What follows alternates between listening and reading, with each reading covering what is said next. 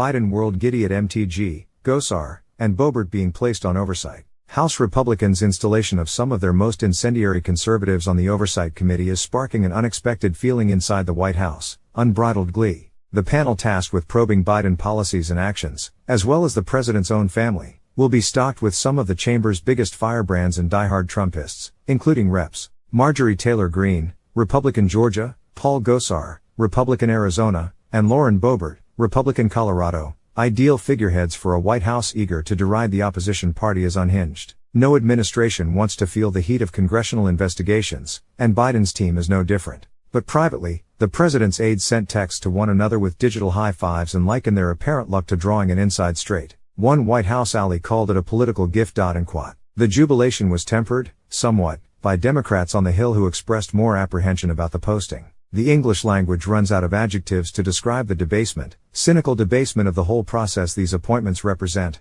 Representative Jerry Connolly, Democrat Virginia, a senior oversight panel member, said in an interview. And it is, I think, a huge black mark on Kevin McCarthy. Another longtime oversight panel member, Representative Robin Kelly, D.L., warned that the GOP appointments were frightening, adding, "As someone who has been on this committee the entire time I've been in Congress, I am very concerned." But underlying Democrats' worry was the same sense of schadenfreude about the committee's GOP makeup that they showed as now Speaker Kevin McCarthy struggled through 15 ballots to win his post. With House GOP leaders set to go on offense over Biden world's handling of classified documents, the oversight seats handed to some of their biggest ongoing headaches gave Biden world a clear confidence boost.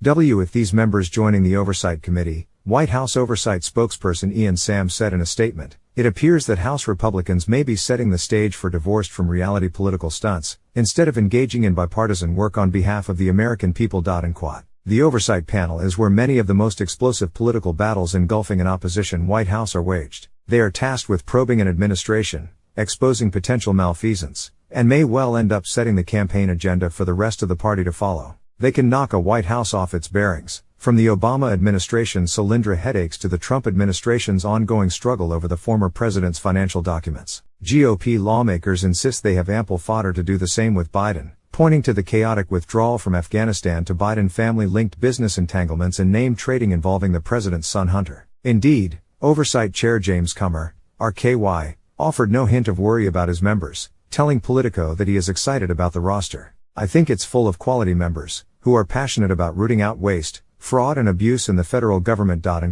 Yet Greene and Gosar, booted by Democrats from previous committee assignments because of violent rhetoric aimed at colleagues, were also among the lawmakers most closely associated with Donald Trump's challenges to the 2020 election.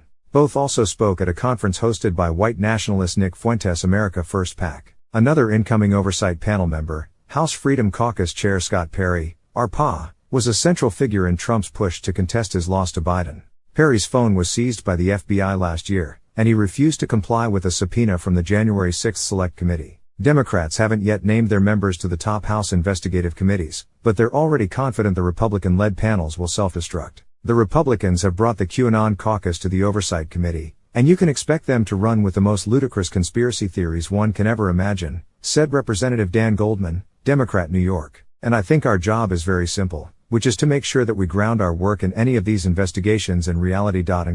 Goldman, who played a prominent role in the House's first impeachment inquiry against Trump, predicted Republicans would pay a political price for empowering the fringe of their conference. "I don't think that any moderate Republican is going to win re-election because of an investigation into Hunter Biden's laptop." A spokesperson for Representative Jamie Raskin, DMD, the top Democrat on the panel, declined to comment. One Biden administration official involved in planning for possible investigations cautioned that the members were extreme and crazy, yes, and easy to dunk on in the media, but said they're also dangerous. "We are clear-eyed about the kind of scorched earth tactics and mud fighting they want to engage in," the official said. "We are going to follow the law and the rules of the game, and we won't shy away from calling them out for flagrantly assaulting norms, order and facts themselves."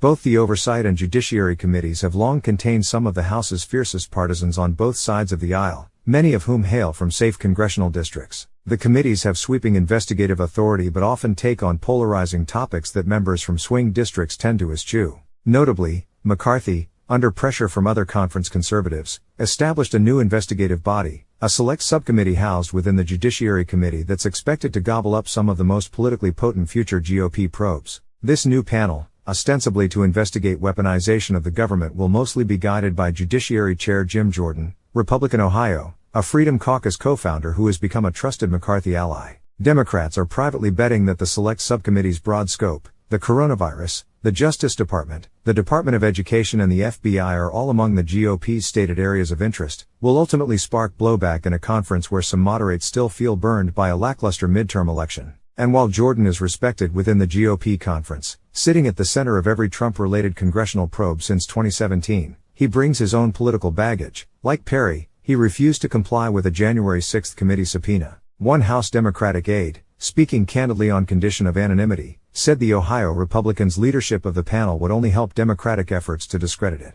Meanwhile, some GOP members privately acknowledged the pitfalls of putting controversy-baiting members on investigative panels. But they said Jordan and Comer are respected enough within the conference to keep wayward members in line. And they also remarked on the entertainment value of the committees, noting that it'd be interesting to see members of the Progressive Squad, who are expected to rejoin the Oversight Committee, go toe-to-toe with members like Boebert and Green. Some GOP members also brushed off Democrats' cries of extremism by noting that they sounded similar alarms during House GOP-led probes in 2018 into the FBI's launch of the investigation into links between Trump's 2016 campaign and Russia. While many of rank-and-file Republicans' most extreme claims fell apart, the party still felt vindicated by an Inspector General's scathing report that found the FBI misused its surveillance powers to spy on a former Trump campaign advisor. Still, the presence of Green, Gosar, Boebert, and Perry on the oversight panel has already allowed the White House and its allies to go on the attack. David Brock, a Democratic activist behind the Facts First group that is helping lead a counteroffensive to the House GOP investigations, called the oversight appointments the clear culmination of the corrupt bargain McCarthy struck with the conservative members that he went on to describe as the core group behind every conspiracy theory and lie. Quote.